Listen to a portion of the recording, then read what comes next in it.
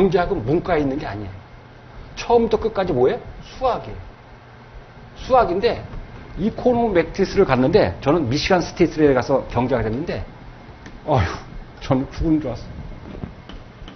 막 이런 기호가 들어와. 저는 나름 듣지도 못한 기호들이에요. 그래서 간신히 석사를 받았는데 경제학은 써먹을 데가 없어요. 왜 써먹을 데가 없지 아세요? 예를 들면 제가 얘기할게요. 완전 경쟁 시장의 균형 조건이 price equal, marginal cost equal, average cost 이렇게 나오거든요. 이거를 도출하기 위해서 3시간을 공부해요. 근데 경영학하는 사람은 그거 다 필요 없거든요. 뭐예요? P equal AC equal MC만 외우면 되거든. 시험 문제 전혀 지장 없거든요. 도출하는 거 시험 문제 나오질 않거든요. 근데 경제학에서는 그걸 도출하는 걸 가르쳐요. 왜 그런 거 아세요? 새로운 이론을 도출해내려면 그 전개된 과정을 알아야 되기 때문에. 근데 우리는 그런 거 할 필요가 있을까 없을까요? AICP에서는. 그런 거 없어요. 도출해내는 거 시험 문제 나오질 않아요. 그러니까 어떻게 돼요? 어떤 거는 1시간 할 것 같다가 이렇게 제가 이렇게 간단하게 설명하고 이건 암기하는 게 훨씬 더 효율적이다. 그러면 암기하는 게 훨씬 더 효율적이에요. 그걸 다 구구절절히 다 이해하려는 건 효율성이 없어요. 그럼 왜 경제학이 있을까? 회계학 시험 문제, 회계사 시험 문제. 구색을 갖추기 위한 거죠. 너무 경제학 모르면 좀 그렇잖아요.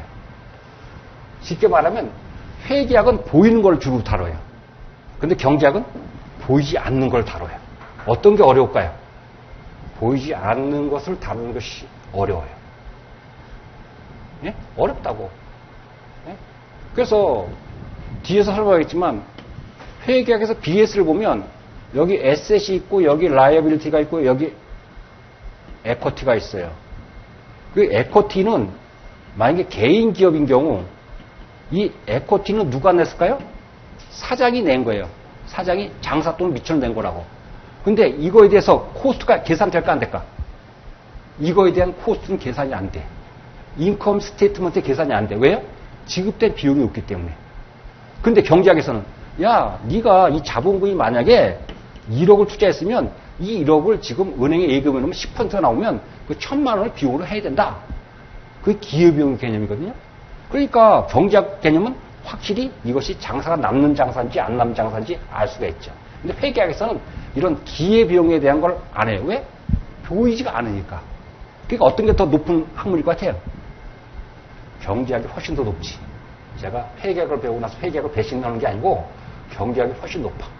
그래서 회계학에서는 노벨상이 없어요. 회계학 책을 제가 30년, 20년 전에 배운 거를 지금 고전이라고 놔둔 책이 없어. 왜요? 치는 게 제일 좋으니까. 네? 무슨 말 알겠어요? 그러니까 제가 왜 이렇게 말씀드리냐.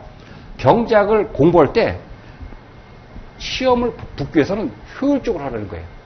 예? 제가 효율적으로 시험 문제 나오고 갖고 풀 수 있을 정도면 되잖아요. 이거 구구절절히 왜 그러냐 그런 거. 그걸 많이 그럴 필요가 없어요.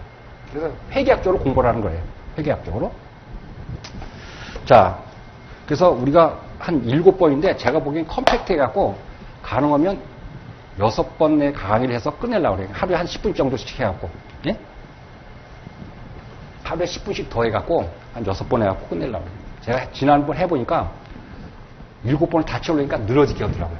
쓸데없는 농담도 많이 하고. 그래서 할 필요가 없다는 생각이 들어요. 자, 우리 1페이지 보시면 목차가 나와요. 목차를 보면 첫 번째 파트가 마이크로예요. 마이크로는 현미경으로 본다는 거예요. 현미경으로 보니까 숲을 보는 게 아니고 나무를 보는 거예요. 나무를. 근데 주로 뭐냐면 여기서는 B번, C번 재화에 대한 수요와 공급을 통해서 가격이 어떻게 결정되느냐 그런 거예요. 그래서 보통 미시경제학을 가격론 그래요. 우리나라 말로 가격론. 가격이 어떻게 결정되느냐 그런 거예요. 그러니까 수요와 공급 이것이 주 파트예요. 그러니까 BCD가 주로 시험 문제 많이 나오는 파트예요. BCD가. 그리고 이 파트에서는 제가 SM제가 나온다는 거 언급하는 거 이외에는 거의 뭐예요? 멀티플만 나오죠. 멀티플. 그 다음에 두 번째 파트는 매크로예요. 매크로는 현미경이 아니고 망원경이에요. 어떤 큰 그림을 그리는 거예요. 나무를 보는 게 아니고 뭘 보겠어요? 숲을 보는 거예요. 숲을 본다고. 나무가 아니고 숲이에요. 그러니까 이거 뭐냐면 나라 전체의 GDP가 얼마냐, 실업률이 얼마냐, 인플레이션이 얼마냐, 국제수지가 얼마냐, 이렇게 나라 전체를 다루는 거야. 좀 스케일이 크지? 스케일이 커요. 그래서 이건 매크로라고 해요. 이 매크로라고 하는데 여기서는 주로 멀티플 초이스 문제만 나와. 상대적으로 마이크로가 우리 시험에서 더 많이 나와요. 제가 보기에는 한 60, 70%가 마이크로고 매크로는 한 20%. 상대적으로 작다 이거예요. 예? 한번 하여튼 작아요. 마이크로가 더 시험 문제 많이 나와요. 그 다음에 세 번째 파트가 인터내셔널 이코노믹스, 국제경제학인데 이 국제경제학은 멀티플은 거의 몇 문제가 CC에 많이 안 나와. 근데 뭐가? 여기서 쓰는 문제가 나와. 쓰는 문제가 나오는데 뭐가 나오냐면 주로 우리 국제경제에서 제일 중요한 게 뭐냐면 기업할 때 뭐냐면 어드밴스 어카운팅에서 배우겠지만 환율이 중요해요. 환율. 그 환율이 고정되어 있을까요? 변동될까? 변동돼. 그럼 변동되면 기업한테 유리할 수도 있고 불리할 수도 있죠. 그 유리한 건 그냥 가만히 있어도 돼. 근데 불리한 거는 미리 대처해야 될까 안 될까? 해야 되겠죠. 미리 대처하는 걸 우리는 해지라고 그래. 해지. 그래서 환율 변동이 불리하게 자기가 원하는 방향으로 반대 갈 때 그걸 갖다가 어떻게 대비할까? 그걸 해지라고 그러는데 그 해지에 대한 방안이 쓰는 문제로 종종 출제되는 거예요. 종종 출제되는 거예요. 해지 방안. 이 해지는 파이낸셜 매니지먼트에서도 파생 상품을 때도 배우고 어드밴스 어카운팅에서 포린 커런시 트랜잭션 할 때도 배우고 그래요.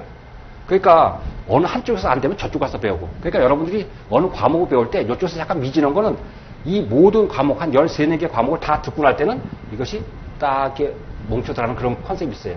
그래서 이 시험 ARCPA를 붙는 가장 큰 비결이 뭔지 아세요? 중도 포기 안 하면 붙어요. 포기하면 절대로 붙을 수가 없어요. 네?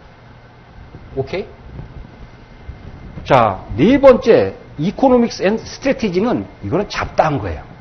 저는 이게 경제학이 왜 이거인지 모르겠어요. 이거는 경영학 파트에 경영 전략 파트예요. 경영 전략 파트.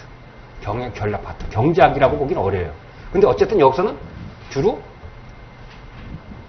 이게 객관식 문제는 CC에. 그게 뭐다? 용어 같은 걸 갖다가 쓰는 문제가 나올 수 있어요. 용어 같은 거. 그러니까 용어의 컨셉을 알아두면 되겠지. 그래서 용어 컨셉 같으면 혹시 이런 컨셉이 여러분들 중에서 직장 다니는 손 들어보세요. 직장 다니는 분. 제가 직장 다니는 분은 특별히 합격하는 비결을 알려드릴게요. 직장 다니면서 책을 펴놓고 공부한다. 그럼 잘리든지 해야 돼. 근데 ARCP에 따는 게 목적이고 직장에 따르면 그건 주객이 전도되는 거예요. 그럼 어떨 때 공부를 하느냐? 펜으로 이런 사람은 하루 종일 8시간 냅다 이렇게 필기한 거 없어요. 기한서 쓰는 사람 없어요. 뭐예요? 하루에 제가 금요일 보면 한 4시간 그렇게 기한서 몰두하면 많이 하는 거예요. 대부분 한 4시간은 자료 조사하고 뭐 수집하고 뭐 등등 뭐 이렇게 하잖아요. 그럴 때 뭐다? 이런 용어들을 그럴 때 서핑해서 찾아서 이해를 하세요. 근데 뭐 어떻게 이해하느냐? 처음부터 영어로 하는 것도 좋지만 한국말로 알아본 다음에 그것이 한국말 뜻이 딱 들어오잖아요? 그러면 영어 쓰는 거는 문제가 없어요. 어떤 전문 용어만 들어가는 거지 그렇게 특별하게 쓰는 그런 컨셉이 없어요. 물론 철자가 완벽하게 맞아야 되겠고 문법이 맞춰줘도 되지만 제 경험은 그래요. 제가 미국에서 이렇게 공부할 때 저는 석사만 했지만 박사 친구들도 이렇게 가끔 이렇게 술도 마시고 그랬었잖아요. 그 당시에. 그러면 미국에서는 이렇게 해요. 시험 문제 딱 내보면 교수가 딱 알아요. 이게 본토 출신인지 외국에서 온 학생인지 알까요 모를까요? 여러분 동남아 온 사람들이 말하는 거랑 쓰는 거랑 딱 보면 금방 알 수 있을까요 없을까요? 알아요. 그러면 그거를 보고 아, 이 사람이 무슨 뜻인가 그 컨셉이 키워드가 들어갔는지 그것을 주로 보는 거예요. 한 사람이 다 채점할까요? 쓰는 문제를? 멀티플 초이스는 기계가 할 수 있지만 쓰는 건 한 사람이 못해요. 그럼 뭐예요? 키워드가 들어가야 돼요. 키워드가 기본적으로. 거기에 뭐 일치, 뭐 수일치, 뭐 독수함수 이게 중요한 게 아니라고. 물론 그걸 맞추면 좋겠지만 그거에 쓰는 게 아니고 제가 제 나름대로는 이게 쓰는 문제가 나오면 먼저 한국말로 자기가 컨셉이 잡혀 있어야 된다고. 그래야지 쓴다고. 여러분 영어로 외워서 다 준비할 수 있을 것 같아요? 그건 어려울걸요? 영어로 준비해서 어려울 거예요. 물론 그렇게 하면 좋겠지만 그건 BC 한 과목만 볼 때는 그렇게 할 수 있겠지만 네 과목 시험 볼 때는 그게 만만치 않을 거예요. 그건 여러분의 선택이지만 어쨌든 그래요. 그러니까 어떤 게 제일 중요해요? 마이크로가 제일 중요해요. 마이크로가. 그 다음에 매크로. 그 다음에 그 인터내셔널은 쓰는 문제. 예? 네 번째 그 스트래티지는 용어 컨셉. 그런 정도로 공부를 하세요.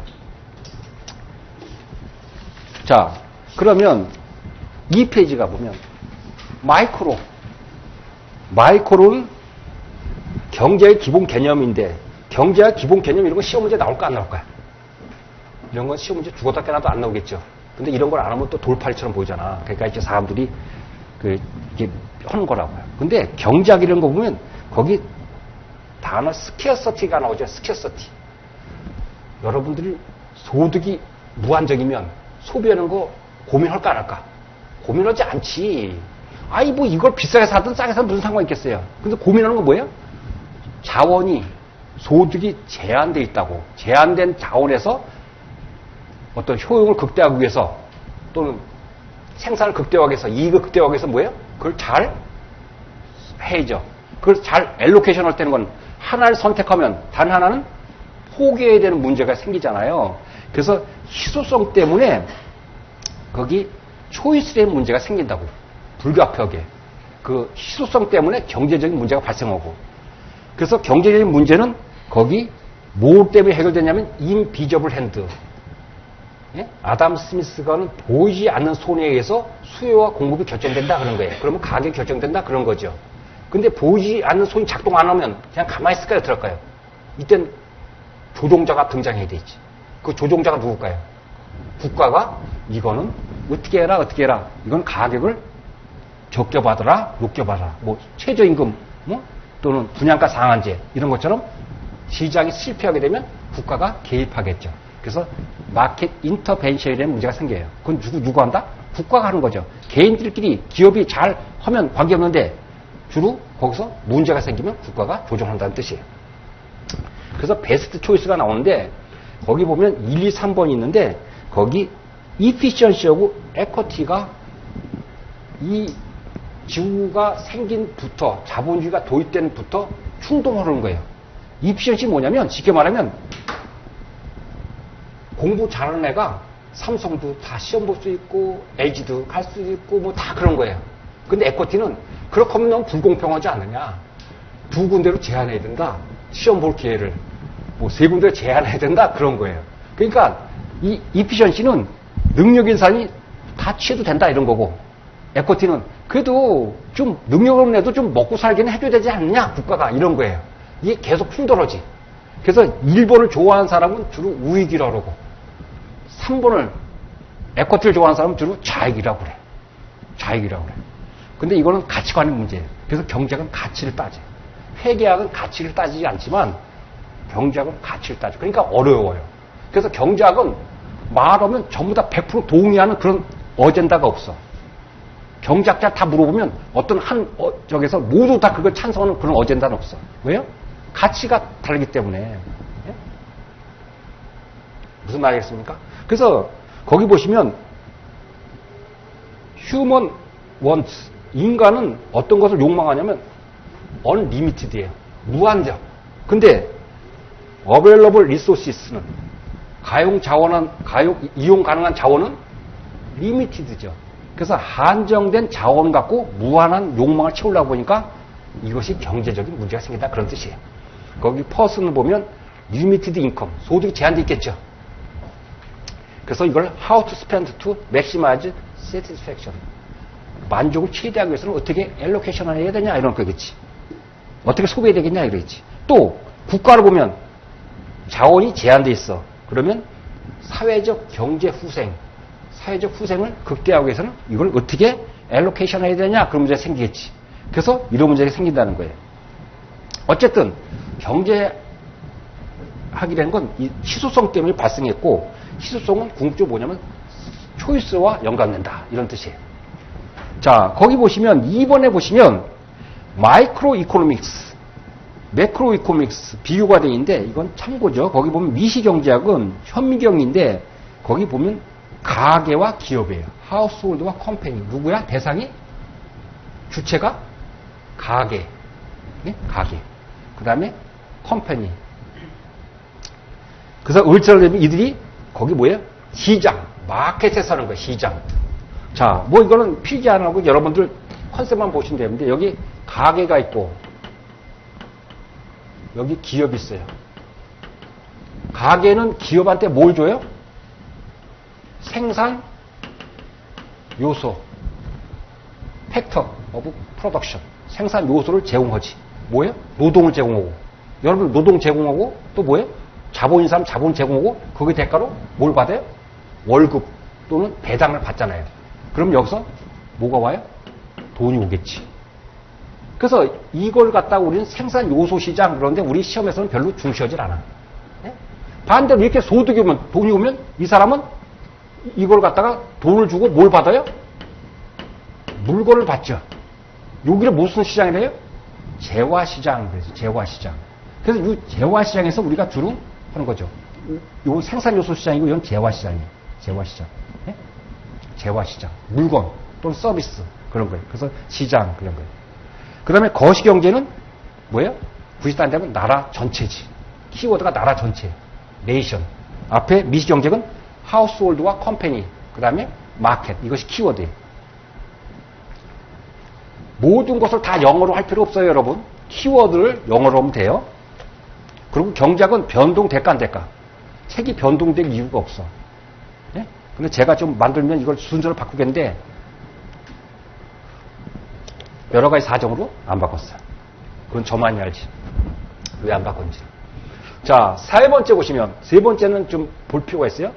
이코노믹 프라핏. 그 다음에 어카운팅 프라핏. 경제적 이익과 회계적 이익. 아까 뭐냐면, 회계학은 뭐뭐 한다? 보이는 거. 경제학은 보이는 거에 플러스 보이지 않는 거. 그래서 거기서 보시면 용어가 나오는데 거기 우측에 보면 explicit cost 또는 거기 implicit cost. 이게 우리나라 말은 명목적 비용 그래. 명목적 비용. 명목적 비용은 눈에 보인다 안 보인다? 눈에 보이는 거예요. 눈에 보이는 거. 임플리시트 코스트는 뭐예요? 눈에 보이지 않는 거죠. 묵시적 비용 그래요. 묵시적 비용. 그래 회계학에서는 어카운팅에서는 이것만 주로 한다고. 근데 경제학에서는 이거 두 개를 다를 한 것이 경제학이라고. 두 개 다 고려해야 돼. 그러니까 회계학에서는 익스플리시트 코스트만 비용이야. 코스트야. 근데 경제학에서는 익스플리시트 플러스 뭐다? 임플리시트 코스트 전부 다 비용으로 봐. 그러니까 비용이 커질까 작아질까? 커지니까 이익은 경제학적 이익은 커질까 작아질까? 회계학적 이익보다 작아지지. 기본 컨셉은 그거라고. 그러면 거기 보시면 거기 우측에 5에 보시면 이 회사를 하는데 이 회사는 자본금이 500이야. 500이라고. 봤습니까? 그럼 지금 시장률이 10%야. 10%인데 요게 500인데 요게 500인데 이자율이 10%야. 근데 회계학에서는 이걸 비용으로 처리 안 해. 왜? 이자가 안 나가니까. 근데 경제학에서는 500이 10%면 얼마일까요? 50이지. 그럼 요게 50이 묵시적 비용, 임플리시트 코스트에 포함돼야 된다, 안 된다? 포함돼야 된다는 뜻이야. 오케이?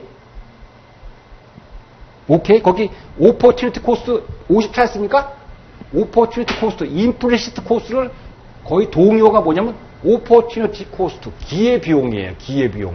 그러니까 그 기회비용이 거기서 나온 거예요. 500 곱하기 10%에서 50 찾았습니까? 거기서 이렇게 화살표예요. 자, 그러면 이 보시면 회계학 보시면 매출, 세일즈가 1000에서 CGS가 600이면 그로스 프라핏이 400이 되겠지. 1000에서 600 빼면 거기서 기타 수익, 기타 비용 200은 판관비라고 해서 직접 나간 거야, 돈이. 그 200을 빼면 거기 법인세 차감전 이익이 200이고 법인세 비용이 50이야. 만약에 세율이 25%겠지. 그렇죠? 25%니까 그 50이 나왔겠지. 그러면 회계학적 이익은 얼마 계산됐냐? 150입니다. 이렇게 해갖고 주총이 올라가는 거야. 근데 경제학을 보는 사람이 야, 니네들 어떻게 회계학 애들은 돼지를 닮았냐? 그런 거예요. 왜? 니네 막 500, 그 돈에 대해서 네가 그 장사 안 하고 은행에 예금해서 은행 받았겠어? 그랬으니까, 그 50 받았겠지. 그럼 그것도 50을 비용으로 넣어야 될 거 아니야? 그런가? 예? 논리적으로 딸리잖아. 그 50을 갖다 넣는 거예요. 그 경제학적 이익은 얼마다?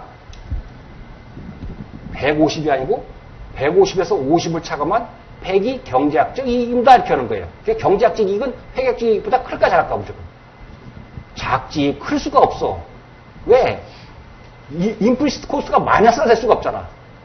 최소한 없으면 가출지언정 클 수는 없지. 회계학 경제학적 이익이. 그래서 이 컨셉이다. 거기 보시면 밑줄 그어놓으세요.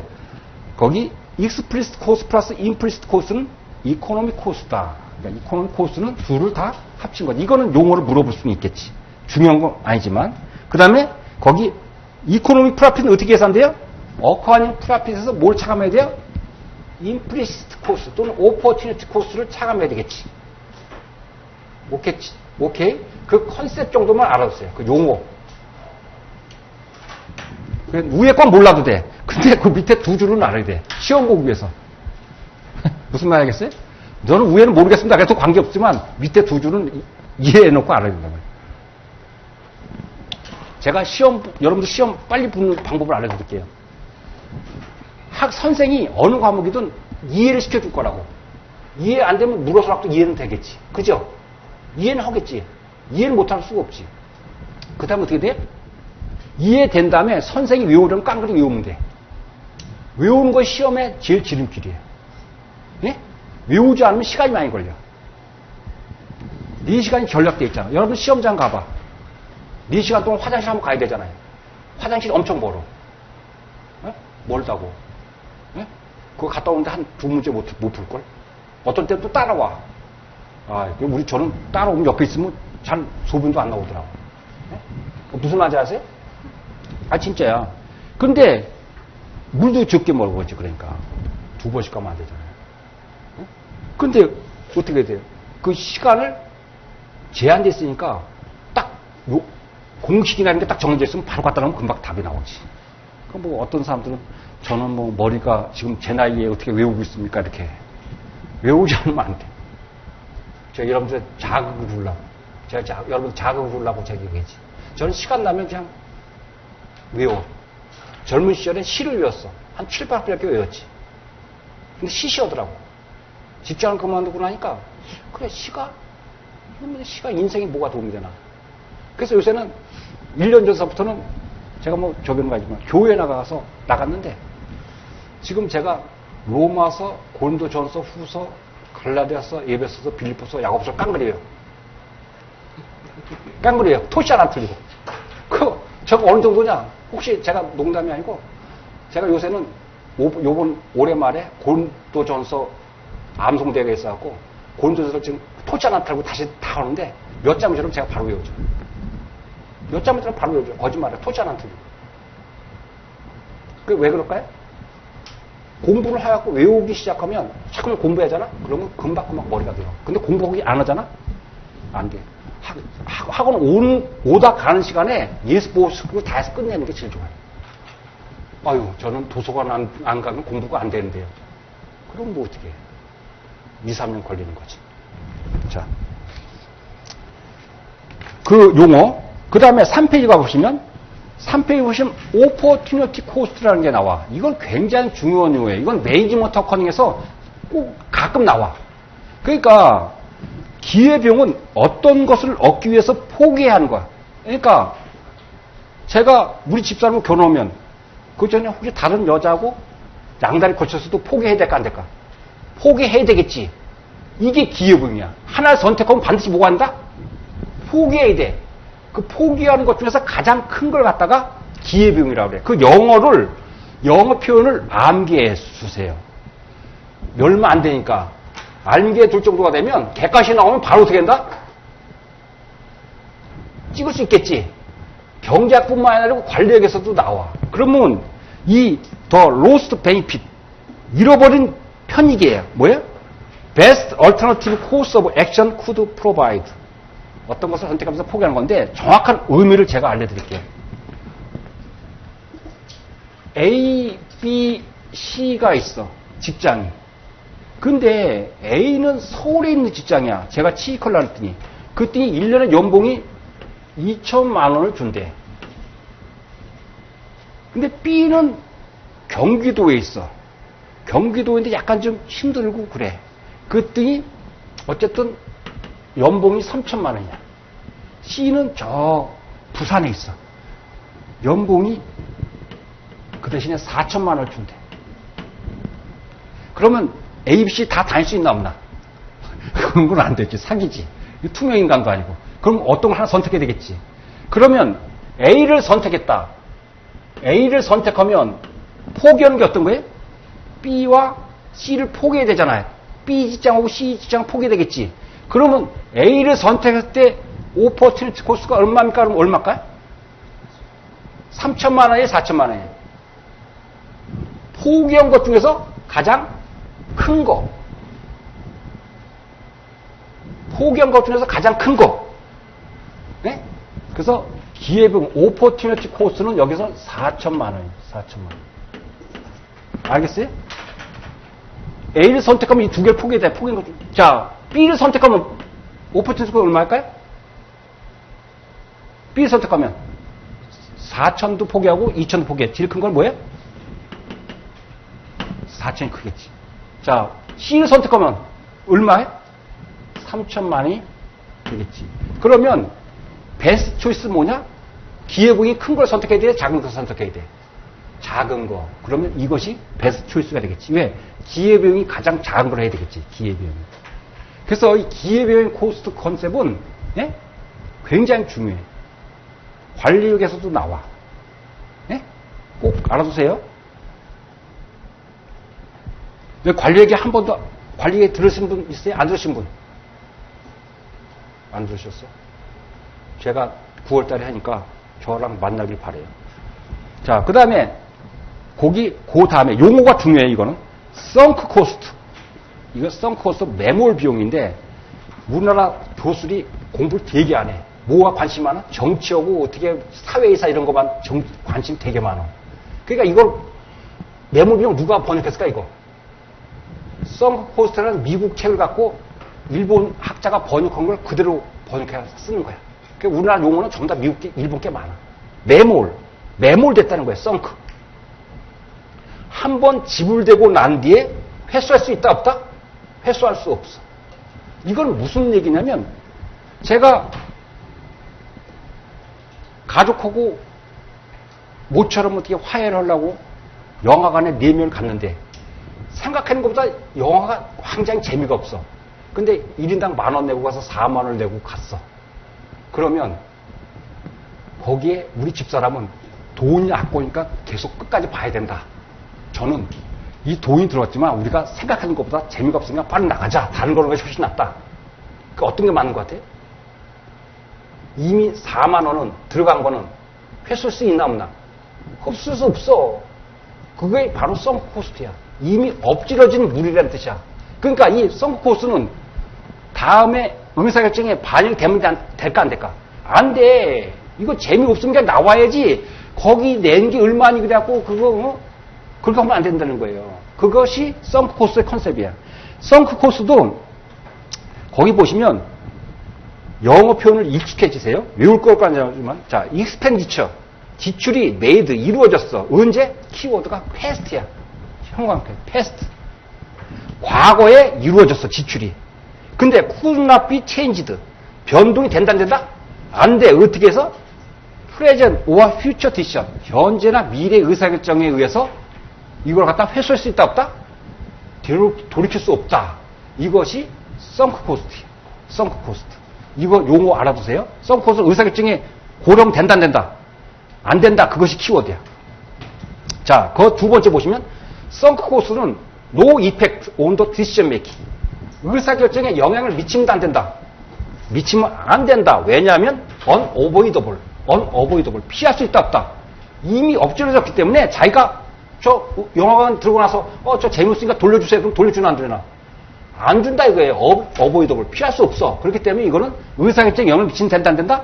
안 된다. 그래서 여러분들 중요한 건데 관리에 가면 스페셜 디시전 메이킹의 파트가 돼서 특별 의사결정인 파트가 있는데 거기에 디시전 메이킹을 해요. 디시전 메이킹이 있는데 거기서 뭐가 나오냐면 의사결정에 관련된 코스의 종류가 나오는데 이렇게 나와요. 렐러번트 코스트. 우리나라는 관련 원가 그래. 관련 의사결정 뭐에 관련 여기 디시전 메이킹의 렐러번트 코스트라는 거예요. 디시전 메이킹이 옆에 생략된 거예요. 용어에. 그 다음에 요거의 부정가 뭘까? 부정. 영어 공부 좀 해야죠. 요거는 1 렐러번트 이렇게 되는 거예요. 네? 1 렐러번트 코스트.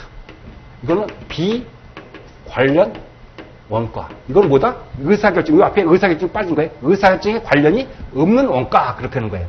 그러면 여기 1 렐러번트 코스트의 대표적인 게 뭐다? 여기에 썬크 코스트. 썬크 코스트가 이게 여기 렐러번트, 1 렐러번트. 1 렐러번트 코스트의 대표적인 게 이게 썬크 코스트 되는 거예요. 네? 그 다음에 렐러번트 코스트의 대표적인 게 뭘까, 그럼? 오퍼튜니티 코스트지.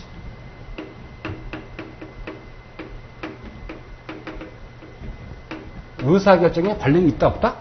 기회비용은 일반적으로 의사결정에 관련이 있어.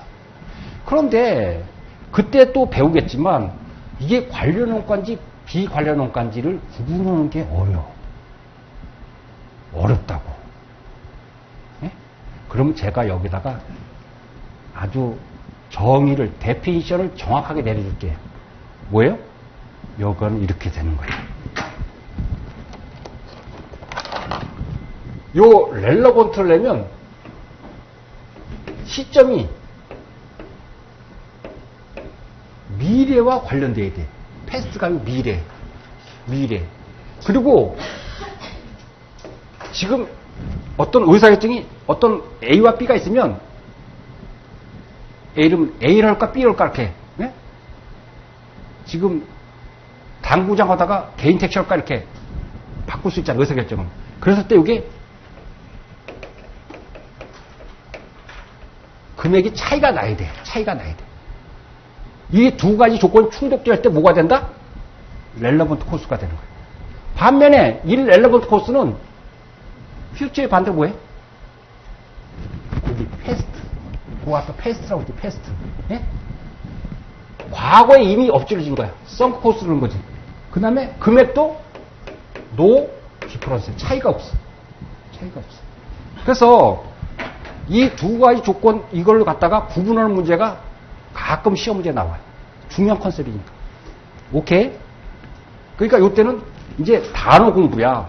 어떤 걸 단어 공부면 여러분 스쿨 공부할 때 그 스쿨이 왜 스쿨입니까? 이렇게 배웠어요? 중학교 때? SCHOL하면 스쿨이면 학교다 이렇게 외웠지.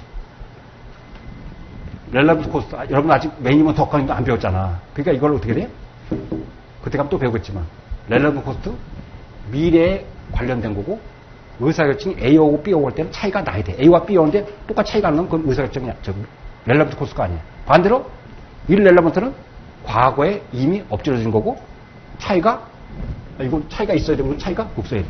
네? 무슨 말 알겠습니까? 그래서 매몰 비용 그 두 개도 익숙해져야 돼. 외울 필요는 없어. 오퍼튜니티 코스트만큼 중요하지는 않지만 의미를 알아들어야 돼. 오케이? 자, 그 다음에 거기 라이프 사이클 코스트, 라이프 사이클 코스트는 이 매몰 비용을 설명하기 위해서 여러분들을 얘가 나와 있는 것 같아요. 근데 여러분 용어를 알아주세요. 매니지먼트 어카운팅에서 할 텐데 우리가 보통 코스트 어카운팅 이렇게 얘기하죠. 코스트 어카운팅은 쉽게 말하면 원가예요. 원가. 제품, 분필을 만드는데 원가가 얼마 들어가냐? 원가만 지게 아주 개념 좁은 거야. 근데 요게 코스트 어카운팅이면 요가 코스트 어카운팅 요걸 또 하면 요걸 매니지먼트 어카운팅 그래. 매니지먼트 어카운팅은 여기 디시전까지 들어가는 거야. 디시전. 그러니까 좀 범위가 브로드하겠지. 코스트보단 좀 브로드하지. 원가만 지켜오는 게 아니고 요거를 살까 팔까 뭐 이렇게 뭐 이거 손익분기점이 얼마냐 뭐 이런 것들. 그런데 요 코스트 어카운팅은 원가 집계인데 뭐냐면 제품을 제조하는데 원가가 얼마나 들어가냐는 컨셉이에요. 그래서 이걸 코스트 어카운팅 그래요. 코스트 어카운팅. 그런데 물건을 매니팩처 제조하려면 뭘 하냐면 바로 물건 생산합니까? 어떻습니까? 뭘 해야 돼? 여기 R&D 연구 개발한 다음에 그 다음에 디자인한 다음에 그 다음에 여기 생산 제조가 생산이잖아요. 생산 프로덕션. 그럼 요거를 코스트 어카운팅이 이게 그 다음에 뭐야? 애프터 서비스 이렇게 나오겠지. 그래서 코스트 어카운팅은 이 생산하는데 원가가 얼마 들어가냐 이런 컨셉인데 거기 라이프 사이클은 뭐냐면 라이프가 뭐예요? 라이프는 살아있는 것만 하는가? 태어나서 죽을 때까지가 라이프잖아. 라이프 사이클. 그래서 태어나는 게 R&D거든. 죽을 때까지 이게 팔아갖고 애프터 서비스 할 때까지 있거든. 그래서 이것까지 다 하는 게 뭐라고 그런다? 그 용어가 라이프 사이클 코스트라고 하는 거야. 라이프 사이클 코스트는 뭐다? 제품이 태어날 때부터 인도돼갖고 설 때까지 들어가는 다 비용을 다 포함한 거야. 그러니까 코스트 어카운팅보다 이게 일반적인 코스트와 라이프 사이클 코스트와 어떤 게 더 금액이 크겠어? 라이프 사이클 코스트가 더 크겠지, 당연히. 범위가 더 넓으니까. 근데 라이프 사이클 코스트라는 컨셉은 중요한 컨셉이에요. 그러니까 용어를 알아두시라고. 여기가 지금 매니지먼트 어카운팅 공부하는 데는 아니지만 우리가 어차피 시험 공부니까 제가 하니까 이렇게 딱딱 할 수 있으니까 좋은 컨셉도 돼. 보니까. 예? 너무 과목 다 쪼개면 중복되는 것도 있고 그 빈틈도 보이고 그러는데 어쨌든 그런 컨셉이 좋아요. 자, 그러면 제가 설명드릴게요. 이 제품 생각하다 보니까 이 제품이 만들면 판매가 될 건지 안 될 걸 보니까 마켓 서베이, 시장 조사 코스트가 얼마 들어가면 3불 들어갔어. 3불 들어갔어. 그 다음에 디자인하는 데서 5불 들어갔어. 그 다음에 프로세스 디자인, 제품과 공정 디자인 다르겠지만 그게 4불 들어갔어. 그걸 합치면 얼마 들어갔어? 12불. 12불은 이것을 생산하든 안 하든 이미 엎질러진 것도 아니더라. 엎질러진 거예요. 그러니까 그걸 뭐라 한다? 썬크 코스트야. 12불은 썬크 코스트. 그 옆에 썬크 코스트 찾았죠? 그러면 이 썬크 코스트는 의사결정에 영향 미친다 안 미친다? 안 미친다. 이건 생산하든 안 하든 이미 엎질러진 물이야. 예? 과거 이미 잊을었어.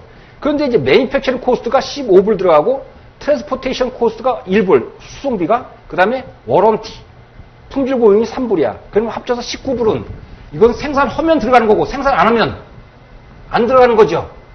안 들어가는 거기지. 근데 지금 가격이 50불일 때는 합쳐서 31불이니까 얼마가 이익 남았을까? 50불에 팔아서 31불이니까 한 개당 19불이 이익이니까 문제가 없었어. 근데 문제는 언제 도출되냐면 시장에서 가격이 25불로 떨어졌어. 25불로 떨어졌는데 여러분 같으면 이거를 생산을 계속 해야 된다 안 해야 된다 이게 의사결정이 필요하잖아. 의사결정이 필요하잖아. 근데 우리는 해답을 줬어. 썬크 코스트는 무시해라 무시하지 말라. 무시해라. 노 이펙트라잖아. 온 더 디시전 메이킹. 그러니까 12불을 의미 쓰면 원가가 지금 얼마야? 19불이지. 19불이면 25불에 팔면 얼마 이익 보는 거예요? 6불에 이익 보니까 생산을 한다 안 한다? 해야 되는 거예요. 근데 이제 어떤 사람들이 짱돌이 이렇게 나오겠지. 아유, 이건 생산 안 해야 됩니다. 그럼 안 하면 얼마 할까? 안 하면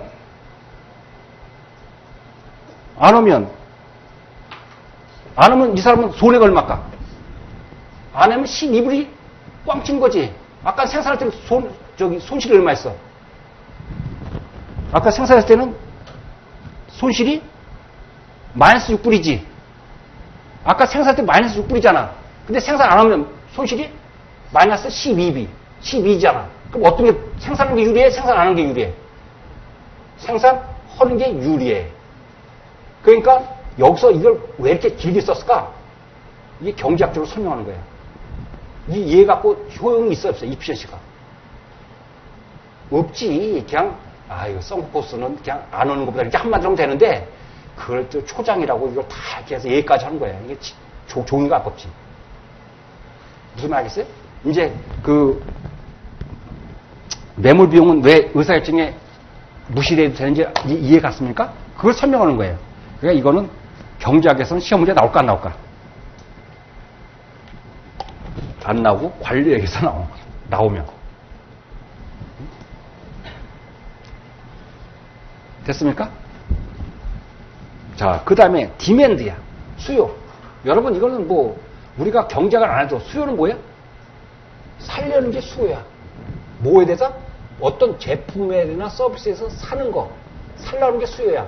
근데 제가 강남에 가보니까, 저쪽에 가보니까 집이 30억짜리가 있는데 아주 좋아. 근데 제가 살라고 그래. 그럼 그 수요라고 할까, 안 할까? 제가 의사가 있어. 윌링이 있단 말이야, 윌링. 의사가 있어. 인텐드. 그건 수요라고 안 하나? 안 해. 왜 그러니까? 그 복도방이 저한테 그러는 거예요. 공중여사가. 아유, 선생님, 그러니까 30억 없어 보이는 30억 있어요? 아니, 10억밖에. 아이, 가라고. 오지 말라고 이러는 거지. 그럼 수요는 뭐야? 의사와 뭐가 있어야 돼? 능력이 있어야 돼. 어빌러티. 그래서 거기 키워드 뭐냐면 음영친분에 윌링하고 뭐다? 에이블이 있어야 돼. 에이블. 구매할 의사뿐만 아니고 그 능력이 뒷받침되어 주는 걸 갖다가 우리는 수요라고 그래. 아유, 나는 사고 싶어. 그런 건 수요라고 그래. 그건 욕심이지. 욕망. 수요라는 건 사는 거와 의사와 의도와 또 뭐가 있어야 된다? 능력. 에이블이 있어야 돼. 에이블. 그래서 구매에 대한 윌링과 에이블이 있는 걸 갖다가 우리는 디맨드라고 그래요. 디맨드. 근데 두 번째 보시면 디맨드 커브 수요 곡선은 밑줄 인버스 릴레이션십. 뭐가 서로 역관계다? 거기 프라이스와 디맨디드 퀀티티 디맨디드. 수요량과 가격과는 정관계가 아니고 반대야. 가격이 오르면 사는 사람이 적어지고 가격이 떨어지면 사는 사람은 올라간다. 그러니까 가격과 수요량은 같은 방향이다, 반대 방향이다. 반대 방향이다. 그래서 이걸 우리는 수요의 법칙이라고 하는데 어쨌든 디맨드 커브는 거기서 나오는 거예요. 자, 그래서 디맨드 커브는 자, 보세요. 그래프는 어디가 뭐가 있는지 보면 자, Y축이 뭐냐면 프라이스야. 요 X축이 뭐다? 퀀티티라고. 수요랑 가격. 그러면 가격과 수요랑은 인버스 릴레이션십. 인버스 릴레이션십은 이렇게 되는 거지. 가격이 이렇게 했을 때는 수요량이 요건데. 그렇죠? 가격이 이렇게 떨어지면 P1에서 P2로 떨어지면 수요량은 Q1에서 Q2로 증가하지. 가격이 내리면 수요량은 증가하지. 반대로 가격이 올라가면 수요량은 떨어지지. 같은 방향이다, 다른 방향이다? 반대 방향이다. 그것이 수요의 법칙 또는 수요. 디맨드 커브 그런 거예요. 오케이? 수요 커브 알겠죠? 수요 커브. 네? 수요 커브.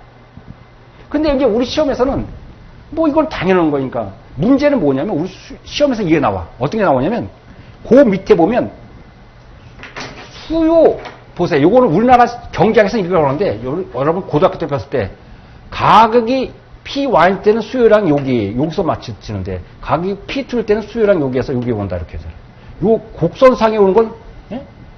수요량의 변화 뭐 그렇게 하고 이 곡선이 이동하는 건 수요의 변화 그러는데 영어 시험 문제 그거 구분하지 않아. 영어 시험에서는 거기 뭐냐면 음영침 부분을 시험 문제 나와. 거기 뭐냐면 D1에서 D2로의 이동 이걸 갖다가 shift on the demand curve outward to the right. 오른쪽으로 우측으로 이동한다. 언제 수요 곡선이 우측으로 이동하냐 이런 뜻이야. 그러니까 이게 뭐냐면 이게 수요 곡선이 이게 D1인데 우측으로 오는 데는 이렇게 하고 D2로 가는 거야. 수요 곡선이 똑같은 P1이면 수요량이 더 늘어나죠. 이게 수요 곡선이 어디로 갔어? outward. 네? to the right. 우측 이동이래. 우측 이동. 수요 곡선의 우측 이동. 그래서 수요 곡선이 우측으로 이동하는 데는 언제냐 이런 걸 물어본다고. 그러니까 여러분들이 그걸 찾아야 될까 안 될까? 네? 찾아야 될까 안 될까? 알아야지. 자, 그러면 수요 곡선이 이동한다는 건 우측으로 이동한다는 건 잘 보세요. 같은 가격이면 수요 사려는 양이 늘어나나 줄어드나? 늘어나는 거지. 수요가 많다는 건 기업 쪽에서는 좋은 거가 나쁜 걸까? 좋은 거지. 왜? 같은 가격에 지금 사려는 사람이 더 늘어나는 거니까. 그러니까 여러분들 이런 거는 직관으로 하는 게 좋아, 경제학은. 아, 수요 곡선이 우측으로 그러면 기업 입장에서는 판매되는 양이 증가하는 것과 감소되는 것과 증가하는 거야. 그 기업 입장에서 이해하는 게 더 편하겠지. 아, 수요 곡선이 우측이 도는 건 기업에서 판매량이 증가하는 거구나. 그럼 그걸 갖다 증가하는 걸 찾으면 되겠지. 그러면 이거는 꼭 이걸 안 하더라도 여러분들이 찾을 수 있어. 왜? 우리는 경제 활동을 이미 했기 때문에 어렵게 써 있는 것 같지만 이해만 되면 이걸 직관적으로 딱 이해하는 게 필요해. 이걸 외우는 건 아니고. 잘 보세요. 첫 번째, 우측으로 이동한 걸 배우면 요 반대는 우측으로 반대가 뭘까? 라이트 반대가 뭐예요? 레프트. 레프트는 요렇게 하는 게 D3가 이렇게 하는 게 좌측이겠지. 그러면 우측 이동만 배우면 좌측 이동은 반대만 하면 되겠지. 그러니까 한쪽만 하는 거야. 경제적으로. 두 개 다 하면 시간이 소비되니까. 그러니까 우측만 설명하겠다 이런 뜻이에요. 오케이? 자, 첫 번째가 뭐면 favorable change in the taste and preferences of consumer toward commodity A. 어떤 특정 제품에 대해서 취향, 테이스트나 프리퍼런스, 기호가 좋아진 거예요, 나빠진 거예요? 좋아진 거예요. 삼성의 핸드폰이 더 광고를 잘해갖고, 오, 그거 보니까 아주 뭐 구부러지는데, 뭐 화면이 죽여주는데, 그래갖고 옛날에 안 사는 사람도, 다른 거 사는 사람도, 애플 사는 거 사람도 사는 사람이 늘어나면 삼성은 판매량이 늘어날까 줄어들까? 늘어나겠지. 그러면 늘어나면 좋은 거니까 우측 이동하다 이렇게 나오겠지. 예? 알겠습니까? 특별히 설명 안 해도 되겠지. 광고를 많이 하고, 좋으네. 그 모르는 기능이 있네. 요번에. 그러면 마음이 하겠지. 그러면 오른쪽 이동한 게. 오른쪽 이동한 데는 기업 중에서 좋다, 나쁘다? 좋다. 그러니까 이렇게 직관으로, 수요 곡선이 우측으로 이동한 건 기업 입장에서는 좋은 거구나. 판매하는 좋은 거구나. 그런 거 찾는 거랑 마찬가지예요. 왼쪽에 이동한 건 판매량이 줄어드는 거구나. 그걸 딱 이해하면 바로 찾지. 이건 뭐 특별하게 뭐 학문적인 할 것도 없어. 자, 그 다음에 2번, 3번은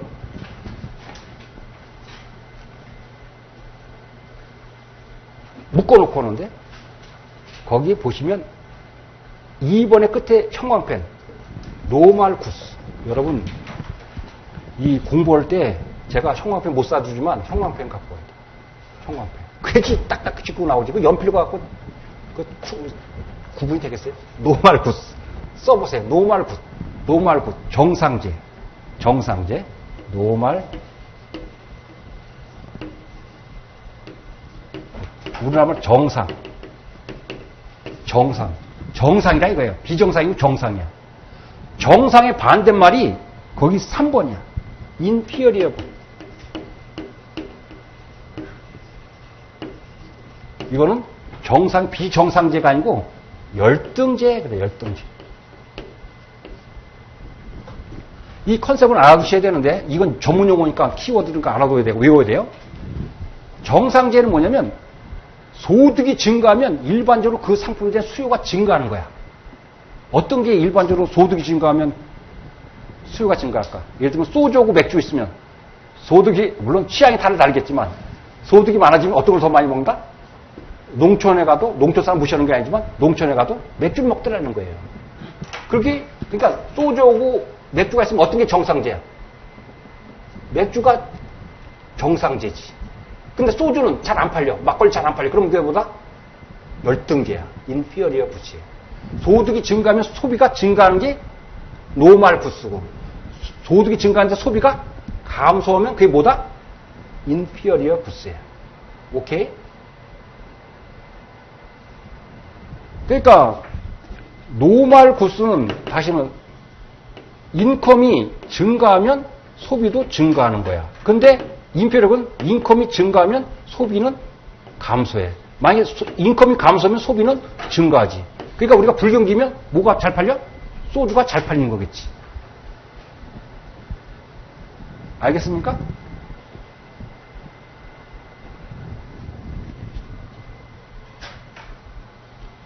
자, 여러분 이런 것도 그냥 인컴하고 컨섬션, 노멀하고 수는 같은 방향이야, 다른 방향이야? 인컴 증가하면 소비가 증가하지. 그러니까 이건 인버스예요, 다이렉트예요. 다이렉트. 정관계. 이거는 정의 관계, 플러스의 관계란 말이에요. 근데 이거는 인컴 증가하면 소비는 감소고 인컴이 감소하면 소비가 증가해요. 이건 인버스 릴레이션십이지. 그러니까 부호가 항상 뭐다? 마이너스가 나오고 이거는 노멀 부수는 플러스 나오겠지. 오케이? 그걸 외워놔야 돼. 이제 이해한 다음에 외워놓으면 시험 문제 훨씬 더 빨리 풀어. 오케이? 외워놔야 돼요. 외워놓으라니까. 자, 그러면 정상제 같으면 우측으로 소비가 증가하려면 소득이 증가해야 될까? 감소해야 될까? 증가해야 되겠지. 그래서 거기 2번에 키워드가 인크리스야. 인크리스. 밑줄, 형광펜. 인크리스 찾았습니까? 왜? 소비가 증가해야지 수요가 증가할 거 아니야. 근데 3번에 보면 열등제는 소주 같으면 소득이 증가하면 더 팔린 게 아니고 덜 팔리지. 그러면 소주는 어떨 때가 좋아? 소득이 불경제이지 좋지. 그래서 거기 3번에 보면 키워드가 뭐다? 디크리스야, 디크리스. 3번엔 디크리스야. 2번은 인크리스. 그 차이가 왜 그런지 알겠죠? 그걸 인크리스인데 디크리스가 헷갈리면 시험 문제 틀리는 거죠. 오케이? 오케이? 그러니까 제가 형광펜 칠하는 건 칠해라고. 그건 틀리면 안 된다는 거예요. 자, 그 2번, 3번은 묶어놨어요. 정상계, 노멀 구수는 플러스고, 인피리얼 구수는 마이너스예요. 자, 3, 4번 묶어놓으세요. 거기 3, 3번의 맨 끝에 형광펜. substitute. 이걸 우리나라로 대체제. 5번에 complement. 보완제. 형광펜. 그 전문 용어야. 그 complement는 다른 말로 동의어로 이렇게 쓰기도 해요. 거기 옆에 써놔요. complementary. 이것도 똑같은 말이에요. complement나 complementary나. complement goods나 complementary goods나 똑같은 말이란 말이에요. 자, 그러면 여기서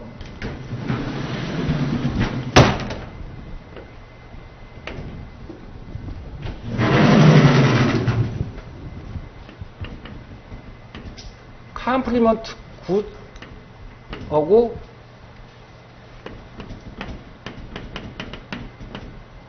서브스티튜트 굿하고의 차이가 뭐냐? 보완제는 뭐냐면 보완제는 자동차와 휘발유.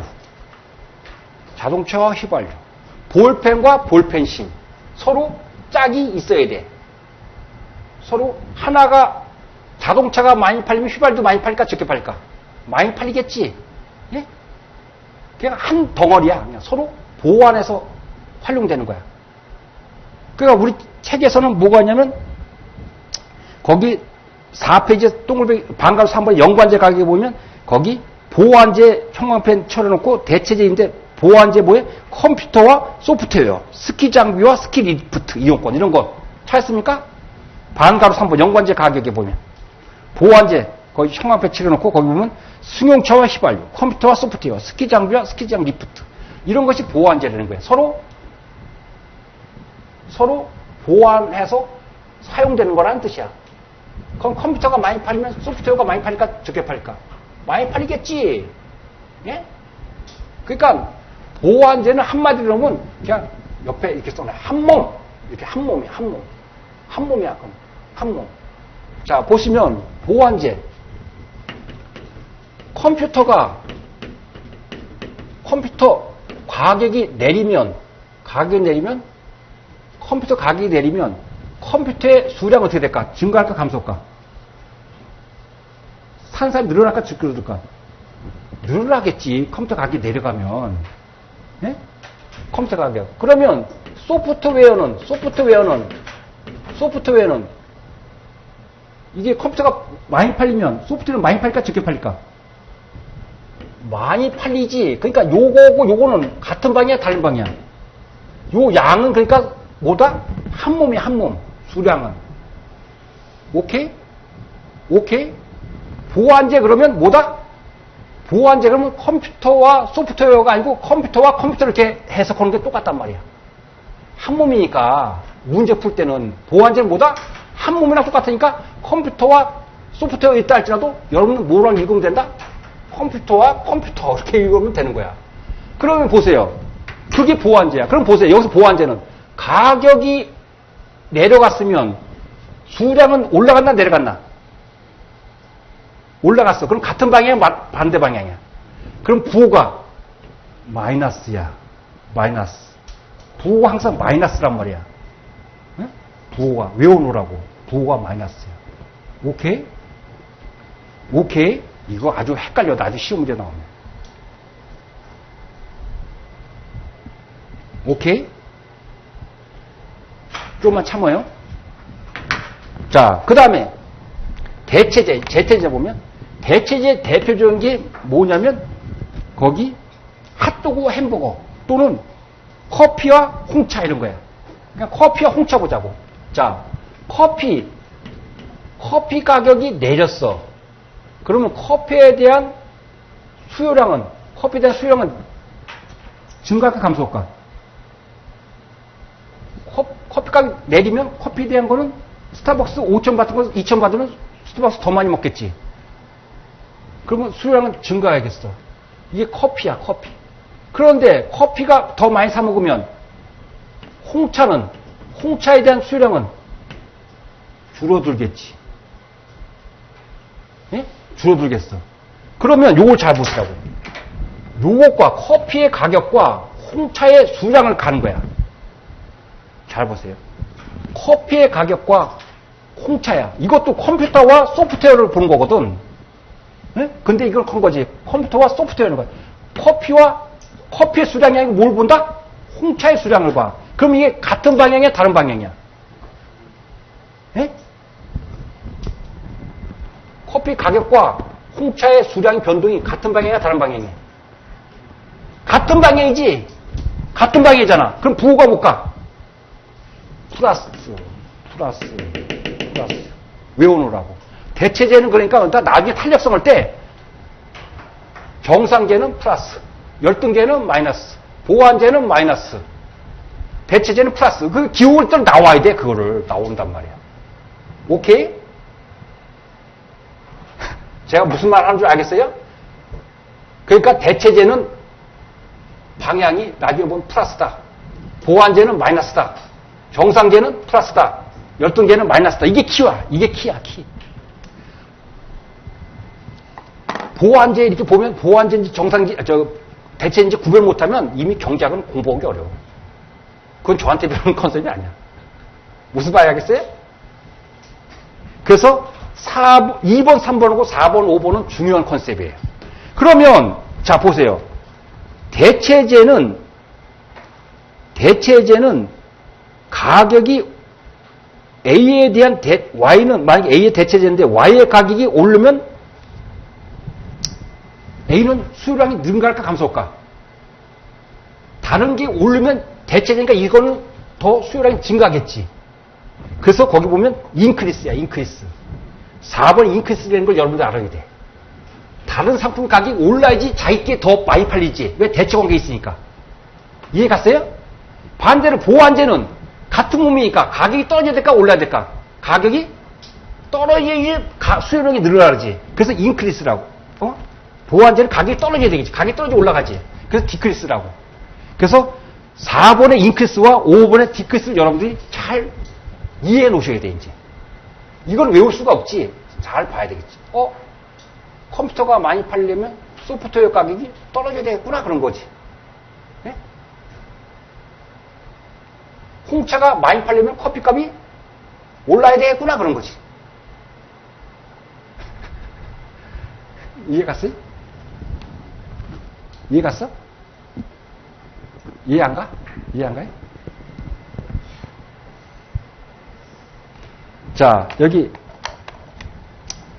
제가 지금 형광펜을 생산하는 사장이야. 볼펜이 있어. 그러면 형광펜이 요게 많이 팔리면 요게 대체제잖아. 그럼 요게 볼펜 값이 올라가는 게 좋을까 내리는 게 좋을까? 올라가면 내게 더 많이 팔리고 이건 안 팔리고 이거 더 많이 팔리겠지. 그래서 4번이 인크리스가 되는 거라고. 4번. 오케이? 근데 백묵하고 지우개야. 내가 지금 백묵을 생산하고 있어. 백묵이 많이 팔리는 게 좋겠지. 많이 팔리려면 지우개 값이 내려야 될까 올라야 될까? 내려야지 이게 마이너스지. 왜? 같은 놈이니까. 그래서 5번은 디크리스가 된 거지. 이거는 여러분들이 숙달해야 돼. 2번, 3번, 4번, 5번. 자, 너무 저기니까 지었다가